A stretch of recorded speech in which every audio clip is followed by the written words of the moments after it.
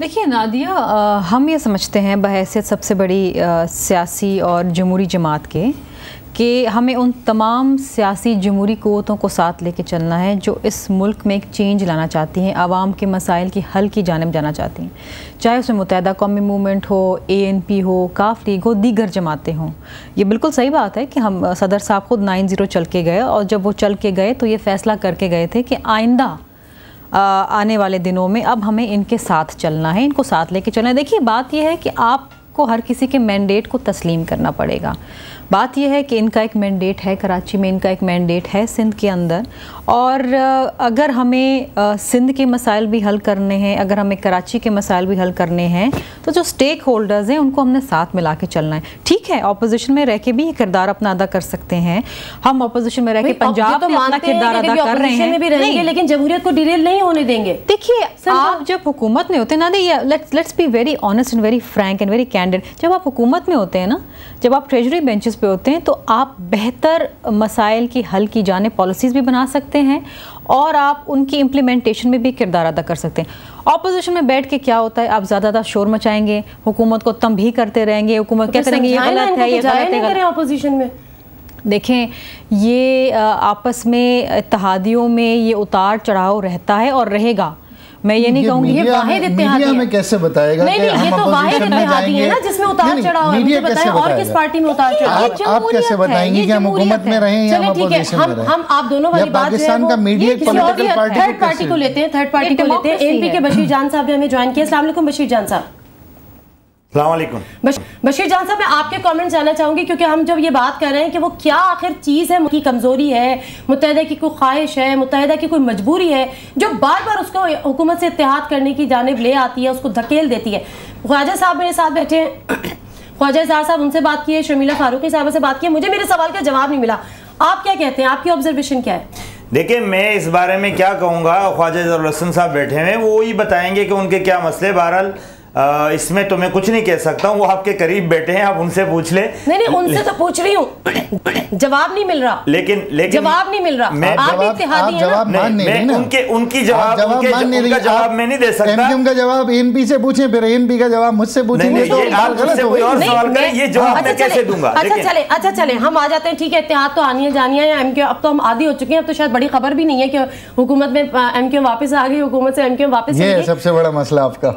नहीं, मेरा सबसे बड़ा मसला खबर क्या है? खबर नहीं है ना, अब तो ये खबर नहीं है। अब एक छोटी सी खबर आ जाती है कि जी हुकूमत में चली गई, हुकूमत से आगे चले, खैर आगे बढ़ते। छोटी सी खबर अब तो छोटी हो गई, बड़ी ब्रेकिंग न्यूज होती थी माजरत के साथ परसों रात भी थी ये बड़ी ब्रेकिंग। पॉजिटिव कोई भी फलाही, कोई भी इस्लाही खबर नहीं होती है। मतलब ये तो खुश होना चाहिए ना कि अगर कुछ मसले थे वो हल हो गए। खुश होने के लिए ये है ना, खुश होने के लिए आप हैं, खुश होने के लिए हम तो खुश हैं। हम तो ब्रेकिंग खबरों में फंस जाने वाले लोग हैं, हमारे लिए तो और मुश्किल है। अच्छा बशीर जान साहब, सुप्रीम कोर्ट का फाइनली फैसला आ गया, आप क्या कहते हैं? उम्मीदों के मुताबिक आया आपकी या कुछ इफ एंड बट्स हैं आपके? देखिए, हमें सबसे पहले तो नादिया ये बात है कि जब सुप्रीम कोर्ट ने सोमोटो एक्शन लिया था, वो जिस शिक के तहत लिया था, हमें ये उम्मीद थी कि सुप्रीम कोर्ट जो है वो डायरेक्शन देगी। हम कोई ऐसे फैसले की उम्मीद में नहीं बैठे थे खुदा न ख्वास्ता कि पता नहीं सुप्रीम कोर्ट क्या करेगी, और सुप्रीम कोर्ट ने जितने भी डायरेक्शन दिए हैं यकीनन वो बेहतर है। और हमारी तकरीबन सियासी पार्टियों के और खुसूसन अवामी नेशनल पार्टी की डिमांड थी, हमारी यही डिमांड थी कि कराची में जो कुछ हो रहा है इसको कंट्रोल करना चाहिए। और हमने यही कहा कि लैंड माफिया के खिलाफ या ड्रग माफिया के खिलाफ या यहाँ पर जितने भी क्रिमिनल एक्टिविटीज़ है उनके खिलाफ कार्रवाई होनी चाहिए। हमने ही डिमांड की थी कि कराची की हल्काबंदियाँ ऐसी होनी चाहिए कि तमाम लोगों को उसमें हिस्सा मिले। और सुप्रीम कोर्ट ने जितने भी डायरेक्शंस दिए, अब उससे हमारी यही तवक्को थी और अब हम उम्मीद करते हैं कि उस पर लफ्ज़ बलफ्ज़ अमल किया जाएगा। और अगर उस पर अमल हुआ तो इंशाअल्लाह कराची का ये अमन जो है ये बरकरार रहेगा। और मतलब कुछ लोग जो सोचते थे वो मेरे ख्याल में उनकी ज़ाती सोच होगी, हमें यही उम्मीद थी कि ऐसे ही डायरेक्शन आएगी। आप मुतमईन हैं इस फैसले से? बिल्कुल हम मुतमईन हैं। अगर इस पे अमल दरामद होगा तो हम ये समझेंगे कि तब जाके अमल दरामद होने के बाद बशीर जान साहब मनोअन तस्लीम करते हैं, मनोअन तस्लीम करते हैं सुप्रीम कोर्ट के इस फैसले को? आवाज नहीं आ रही, कह चुके हैं नहीं तस्लीम करते हैं। तो मैं उनसे पूछती ना कि इनका नाम भी आया ना कि बत्ता लेती है ANP भी, चलिए अभी आवाज आ जाती है उन्हें। चले अब आप बता दीजिए, बत्ता लेते हैं आप लोग भी? पहले तो आप मेरा इस पे कमेंट लें किस पे कमेंट? इस शहर के इस फैसले के ऊपर सुप्रीम कोर्ट का जो डिसीजन है। चलिए आप कमेंट कीजिए पहले। आप लोग तो खुश हैं। इसमें एक बात मैं आपको बताऊं, इसमें 2004 से तमाम वाक़यात इसमें थे, तमाम पॉलिटिकल पार्टीज़ ने अपने रिजर्वेशन शो किए, जो 149 पेज तक प्रोसीडिंग का पार्ट बना है डिसीजन जजमेंट का, और उसमें 12 मई और हर तरह के हादसे, हर हलाकत, हर एक्सटॉर्शन, हर नोगो एरिया का जिक्र था। और अल्हम्दुलिल्लाह सुप्रीम कोर्ट ने जो फैसला दिया वो एक बार फिर उन तमाम इल्ज़ामात की तरदीद करने के साथ साथ ये बात भी हम तस्लीम करते हैं कि हुकूमत को डायरेक्शन दी है और कराची का अमन व अमान कायम हुआ। लॉ इन्फोर्समेंट एजेंसीज़ जो पहले किसी डायरेक्शन की मोहताज थी अब आज़ादाना ऑपरेशन भी कर रही हैं, मुजरिमों को पकड़ भी रही हैं। तो हमने बहुत इसको वेलकम किया है और आपने वेलकम किया। अच्छा, जब आपने कहा कि तमाम प्रोसीडिंग में चीज़ों का जिक्र आया, अजमल पहाड़ी का भी जिक्र आया, कामरान माधुरी का भी जिक्र आया, अजमल पहाड़ी को आज भी ऑन करते हैं? देखें, एमकेएम के अंदर आना आसान है, हर पॉलिटिकल पार्टी में आना आसान है, उसके बाद यहाँ करप्शन करके, क्राइम करके इस पार्टी में रहना ये आसान नहीं है। अजमल पहाड़ी को ऑन करते हैं या ऑन नहीं करते? अजमल पहाड़ी एमकेएम से वाबस्ता था, उसके किसी भी, और अब एमकेएम का कारकुन नहीं है, और उसके किसी भी अमल से 94 में डॉन में उनके बारे में वो उनको डिसएसोसिएट करने का लिखा गया था।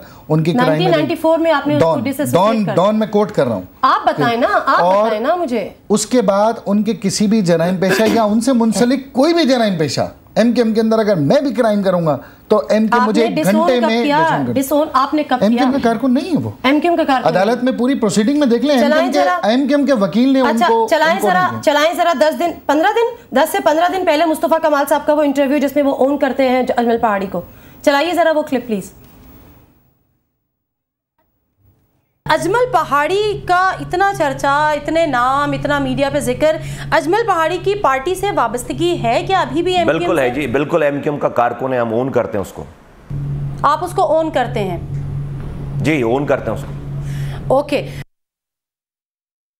ऑन करते हैं। 15 दिन पहले मुस्तफ़ा कमाल साहब कहते हैं। देखिए, हो सकता है कि मुस्तफ़ा कमाल साहब को उस अखबार के उस जो उनके निकाले गए, क्योंकि मुस्तफ़ा कमाल साहब मेयर रहे, मुस्तफ़ा कमाल साहब पार्टी स्ट्रक्चर में नहीं, बड़ी ऑर्गेनाइज पार्टी है आपकी। वैसे नहीं ऑर्गेनाइज पार्टी है तो ये अपनी पार्टी की इजाजत से आप एक प्रोग्राम में नहीं आ सकते।